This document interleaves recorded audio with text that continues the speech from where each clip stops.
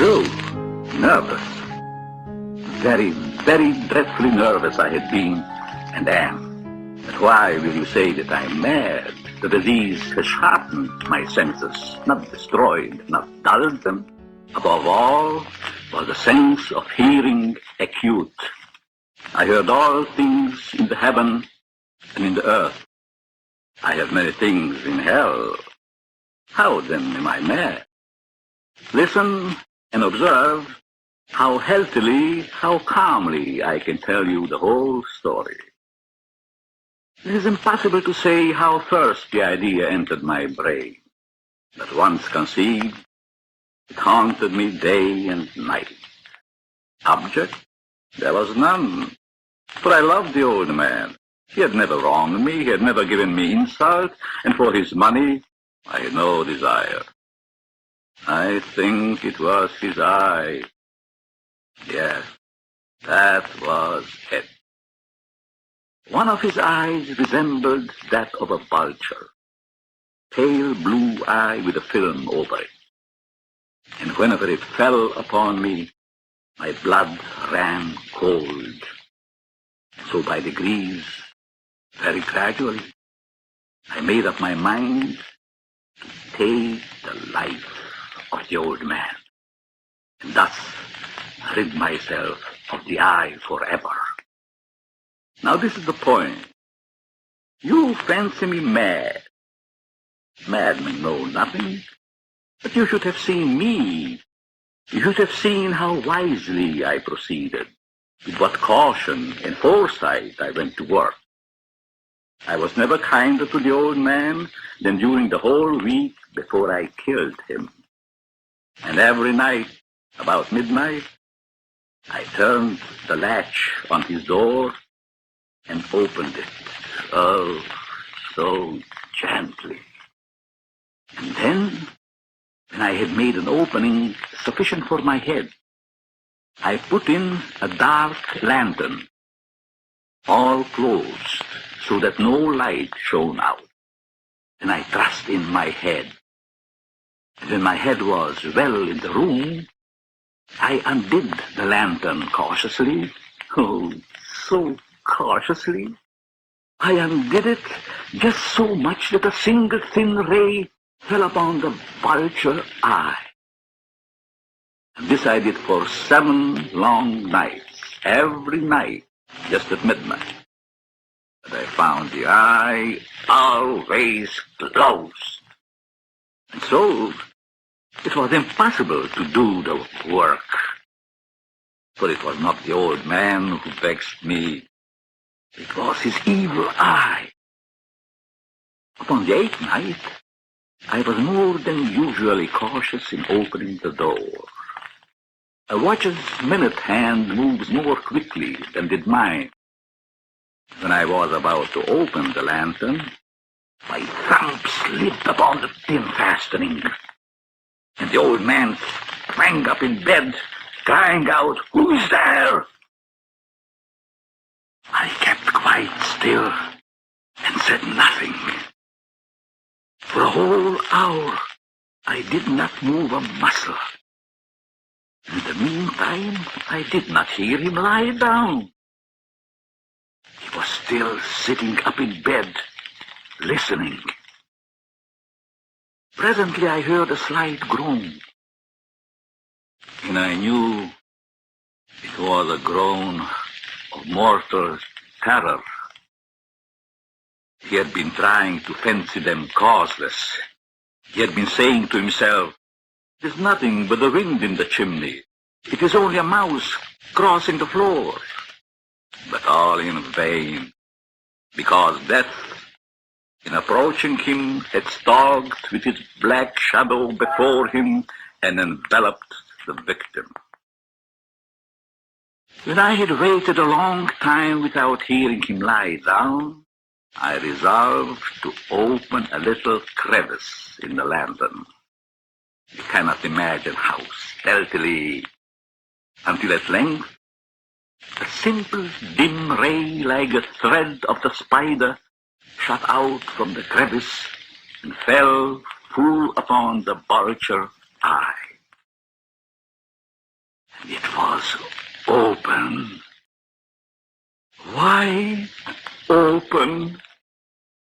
I grew furious as I gazed upon it. All a dull blue with a hideous veil over it that chilled the very marrow in my bones. But I could see nothing else of the old man's face, for I had directed the ray precisely upon the damned spot. Then there came to my ears a low, dull, quick sound, such as a watch makes when enveloped in cotton. I knew the sound well. It was the beating of the old man's heart. It increased my fury. I scarcely breathed. I held the lantern motionless. I tried how steadily I could maintain the ray upon the eye.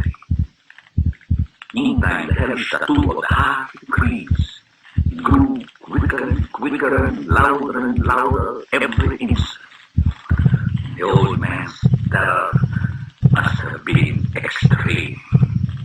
I thought the heart must burst. And now, a new anxiety seized me. The sound would be heard by a neighbor. The old man's hour had come. With a loud yell, I threw open the lantern and leaped into the room. He shrieked once, only once, for in an instant I dragged him to the floor and pulled a heavy bed over him. And I smiled gaily to find the deed so far done. But for many minutes the heart beat on with a muffled sound. This, however, did not affect me. It would not be heard through the wall. At length it ceased. The old man was dead. I removed the bed and examined the corpse. Yes, he was stone dead. His eye would trouble me no more. If still you think me mad, you will think no longer when I describe the wise precautions I took for the concealment of the body. The night waned, and I worked hastily but in silence. First of all, I dismembered the corpse. I cut off the head and the arms and the legs. I then took up 3 planks from the flooring and deposited all between the scantlings. I then replaced the walls so cleverly, so cunningly, that no human eye could detect anything wrong. There was nothing to wash out, no stain of any kind, no blood spot whatever. I had been too wary for that. The tub had caught all. When I had made an end of these labors, it was 4 o'clock and still dark as midnight. As the bell sounded the hour, there came a knocking at the street door. I went down to open it with a light heart, for what had I now to fear? There entered 3 men who introduced themselves as officers of the police.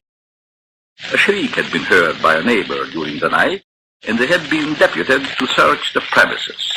I smiled, for what had I to fear? I bade the gentleman welcome. The shriek, I said, was my own in a dream. The old man, I mentioned, was absent in the country. I took my visitors all over the house. I led them at length to his chamber. I showed them his treasures, secure, undisturbed. And in the enthusiasm of my confidence, I brought chairs into the room and bade them rest. I, myself, in the wild audacity of my perfect triumph, placed my own seat upon the very spot beneath which reposed the corpse of the victim.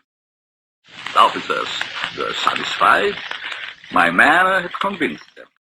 They sat, and while I answered cheerily, they chatted of familiar things.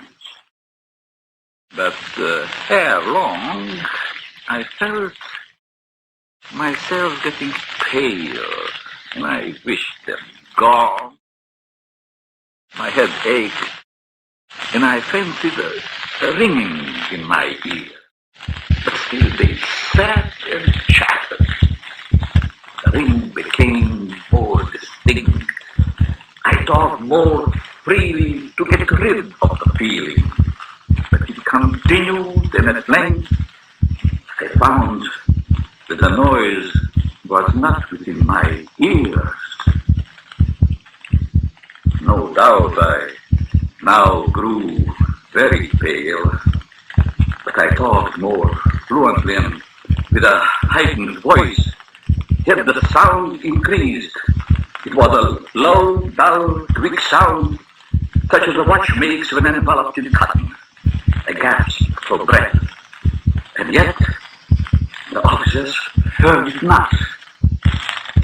I talked more quickly, but the noise steadily increased.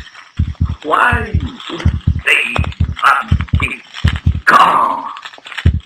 I paced the floor to and fro with heavy strides, but the noise steadily increased. Oh, God, what could I do? I foamed, I raved, I swore.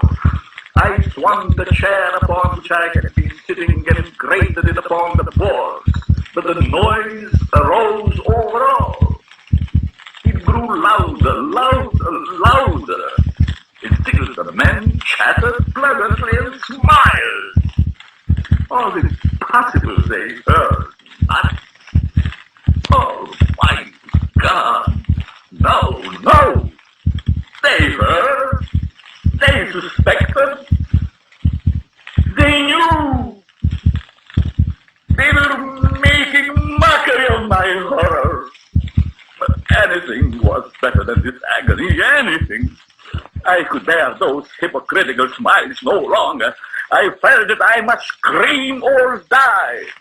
And now, again, hark, louder, louder, louder. Villains, I shriek. I admit the deed. Tear up the plank. Here, here. It's the beat of his hideous heart.